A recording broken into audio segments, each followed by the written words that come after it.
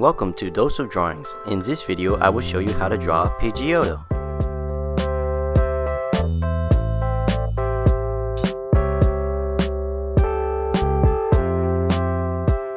I just made a text form of Pidgeotto joins the video. It's pretty different from what I usually do. I thought it's pretty cool. I got a little reference from Super Smash Bros. If you guys play it. It's like a splash background. So I just made it into a Pokemon background for Pidgeotto. And if you like this change, let me know. I thought it's pretty cool, so I just added it.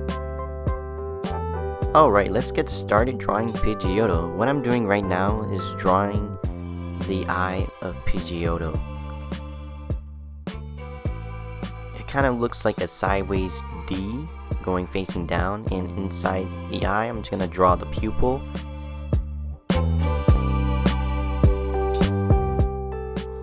As you can see here, once I'm done drawing the eye, I'm starting to draw the beak.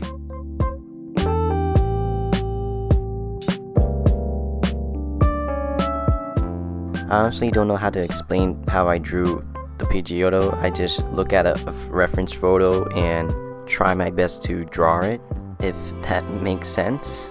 I just take time in whatever I am drawing and do a little erasing here and there, fixing up what I think needs to be fixed, and looks pretty good for the final result. Anyway, what I'm doing right now is drawing the shape of Pidgeotto's head and drawing the side mark of Pidgeotto's eye.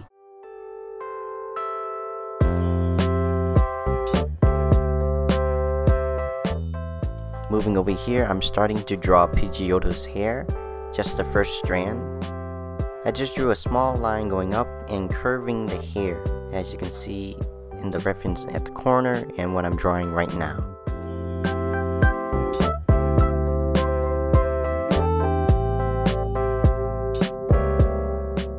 So using the line that we drew for the shape of the head, I'm just curving the line down a little bit more. And for the side of Pidgeotto's eye marks, we're going to extend the line, drawing a line sideways and going down, aligning it just to the beak of Pidgeotto. After that, we're just pretty much doing the same thing, just underneath it and connecting it together. Moving over towards the beak, we're gonna start drawing the hair of Pidgeotto. So what I'm doing right now is just following along the first strand of the hair, and towards the end of the hair, I'm just pointing it down and connecting it together. For this piece of hair of Pidgeotto, it's going to be a little different from what we drew before. So I'm drawing a straight line going up a little bit and curving it down to create a little point or spike for Pidgeotto's hair. Now moving over to this corner right here, I'm drawing a straight line going up and just curving it straight down. It's just similar to the picture as you can see on the side.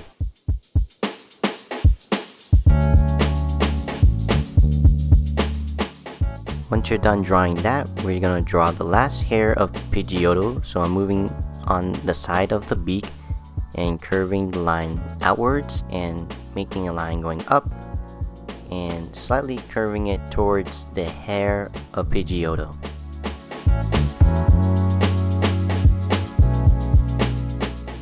I just made a slight adjustment to the camera position. We're gonna start drawing the body of Pidgeotto and the wings. Right now, I'm just drawing a small line going down from the beak and connecting it together to Pidgeotto's eye markings. From this side over here, I'm extending the line to curve it out for the body. Moving across right over here, we're gonna start drawing the shoulder of Pidgeotto's wings. So I'm drawing a curved line going up and using the same line, just curve it up again to make the shape of the wing. For Pidgeotto's wings, it's not a total straight line, it has a curve in between, so try your best to draw it. I speed up the video to draw the outline of Pidgeotto's wing. If I'm drawing too fast at any time in the video, you can pause it or go back to see what I drew before if that's easier for you. Right now, I'm starting to draw the feathers of Pidgeotto's wings. Using the outline that I drew for Pidgeotto's wing, I'm just drawing the feathers, making a curved line and rounding it off a little bit.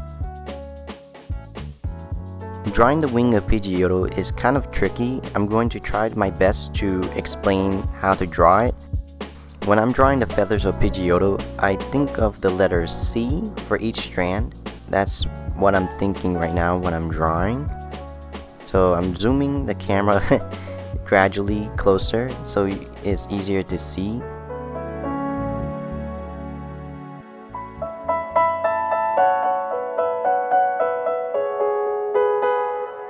If you notice, each strand of the wings gets smaller when it gets closer to the body.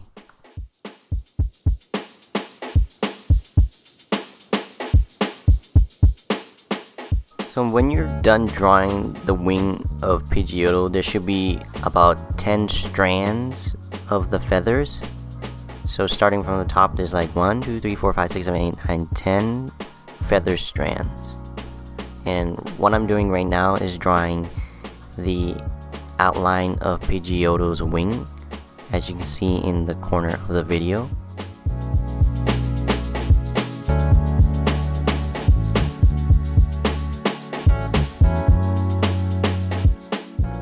Since we're done drawing the outer layer of Pidgeotto's feathers, we're gonna start drawing the inside layer. I just drew a line curving it down and using that line as a guide to draw the second layer of Pidgeotto's wings. I'm going to speed up the video to save time because I feel like it might be too long.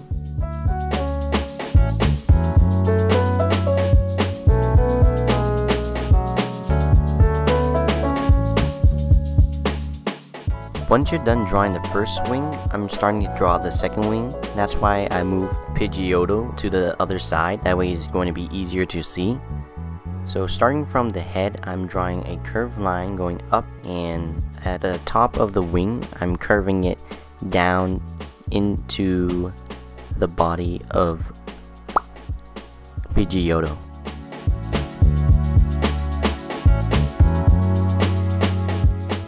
Just like we did before drawing the other side of Pidgeotto's wing, I'm using the letter C to draw each strand of Pidgeotto's wings. I'm going to put the second drawing of the wing into a time lapse. Just take your time drawing the wings and pause on the video whenever needed.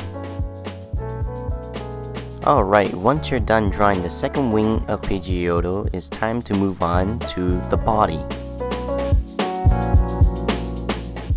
From here, I'm drawing a curved line to draw the foot of Pidgeotto. And from this point, I'm drawing two lines parallel from each other.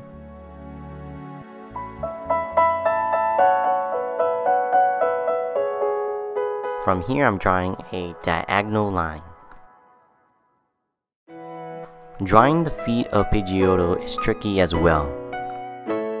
For this side of the foot, I'm going to put it into a time lapse because my hand is sort of in the way, but on the second foot of Pidgeotto, I will explain more into detail.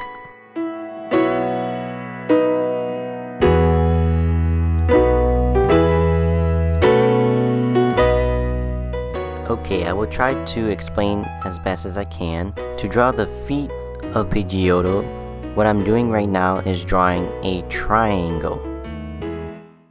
I am drawing a triangle because it is helpful for me to imagine how the foot position will be. Each point will be the toe of Pidgeotto.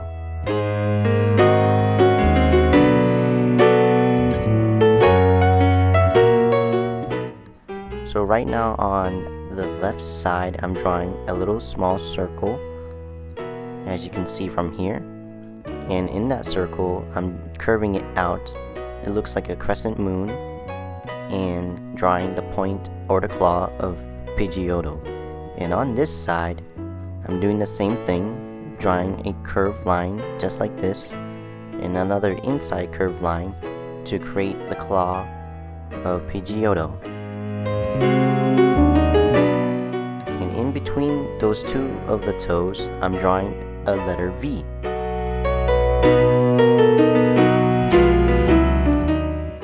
And using that triangle, I'm drawing a line going down, and on the other side, I'm drawing a straight line going down and curving it in and connecting the two lines that we drew and making a curve. And on the bottom right here, I'm just drawing the last claw of Pidgeotto. Hopefully my explanation of drawing Pidgeotto's foot is okay to follow through. Try to use the triangle method to draw the other foot of Pidgeotto. Once you're done drawing the feet of Pidgeotto, we're going to move on to draw the tail. You can't really see it, but right here I'm drawing a curved line. When you're done drawing that line, after you're going to draw zigzag lines.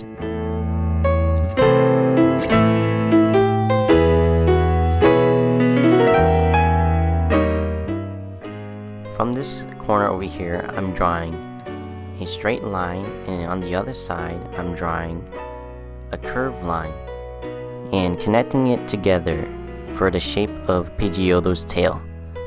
And inside the Pidgeotto's tail, I'm just drawing a few lines going down like this and creating a little point for the feathers. And I'm going to repeat that process to draw the tail of Pidgeotto.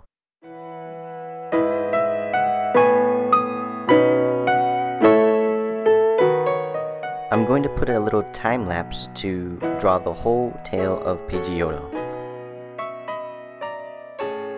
After you're done drawing the tail, you're all done drawing Pidgeotto. Oh, I forgot to draw in this line right here, the back of Pidgeotto. Okay, now you're done drawing Pidgeotto. For the rest of the video, I'm going to put into a time lapse for the outline and coloring of Pidgeotto.